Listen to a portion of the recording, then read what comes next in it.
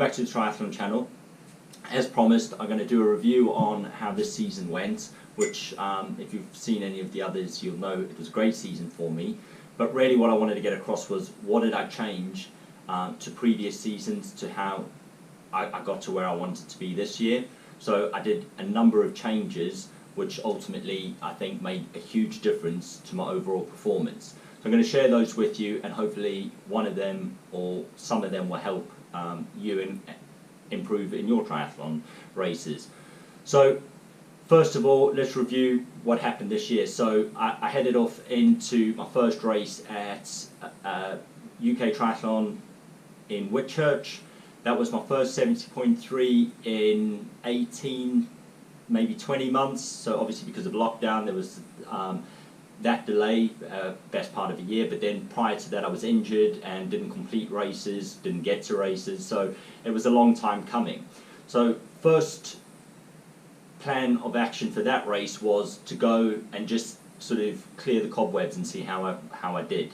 And I went there with the intention to go sub 5, so I'd previously done that race. It was my very first triathlon and I completed it in 5 hours and 11 minutes. For my first triathlon, first 70.3, so it was brilliant, and I was really happy with that. But I knew even on that day I had a lot more to give, and it was just a huge learning experience. So going into it this year, yes, I wanted to go sub 5, but again I didn't know how it would all sort of pan out on the day. However, I did go sub 5, which I was super chuffed with, and I think I had a bit more to give, but at the same time, at the time, I felt I'd given everything, but only looking back on it in hindsight, I realised there's a bit more. Then going on to Outlaw, which was my second race of the year. I didn't go sub 5, but I didn't quite have the race that I wanted to, a wrong turn on the bike, etc. But overall, really happy with the performance on each discipline. Had a really good swim. The bike would have been very good had I not got lost and took a wrong turn, and then having to come back on myself, then demoralising from that point of view sort of slowed me down a bit, but then I had a great run. So all in all, it was positive in that I took away a lot from it. Then it was always about Weymouth and going there to really put in my performance of the year. I didn't quite think I'd going to do as well as I did, but super happy that I did. So obviously if you've seen some my other video, you'll know I qualified for World Champs there, finished 5th in my age group, so I was really happy. And overall it was just a brilliant race. It was the first time I got to do the full swim at Weymouth, so in previous years it was shortened, so it was a full race, and to be fair, for me there was nothing more I could have given on the day, so really happy for that. So let's get to what did I change, because I think that's the key element, and probably why you're watching anyway, is what differences did I make. Now the first one, I'm going to get it out there and probably surprise a lot of you, but the very first thing I changed was I stopped smoking, and that had a huge impact. And I know it's obvious, but at the same time, because I've smoked for a number of years and I've raced, I've boxed in the RAF smoking, I've just gone throughout every physical challenge I've ever done smoking, and it was something I actually heard from someone in the boxing gym when I lived in South Africa, was it doesn't matter if you smoke or you don't smoke, if you fit, you fit, which to a certain degree that stuck with me, and that sort of was my approach to everything. However, I think since I did stop, there was a huge difference in my performance, and I think that was the biggest one. So yes, obvious, but definitely if you do smoke, stop. It will help. It certainly helped me as well. So that was the first thing. Second thing, and it was mainly down to all my injuries and everything, I found the right coach. So I got a coach that sort of from the outset I said, my biggest problem is I get injured, and with that means I don't race to my full potential, because I'm either going in slightly injured or I pick up the injury during the race. So we worked really hard, and I think that's another key element, is find the right coach for you, and that will help. And more in the fact that your training will be all geared up to prevent injury. Yes, you'll get performance gains as well, which is the main thing, but ultimately if you're injured, you can't train, you can't race. So that was a big win for me. Brilliant coaching, Karen Driver, so thank you very much to Karen, because I reached all the targets that I'd set out this year, and I genuinely believe I couldn't have done it without your help, so thank you. Then probably the third thing was I really focused on upping my strength training, my mobility, and there's a lot more I can do, and that's what I've been focusing on over the last few weeks during the off season for me. So I'm back at training today, so it's Monday, 1st of November, this video will go out, but I've also gone back to training today. I'm still undecided what I'm doing in terms of coaching, so there's a number of things that I'm thinking about at the moment.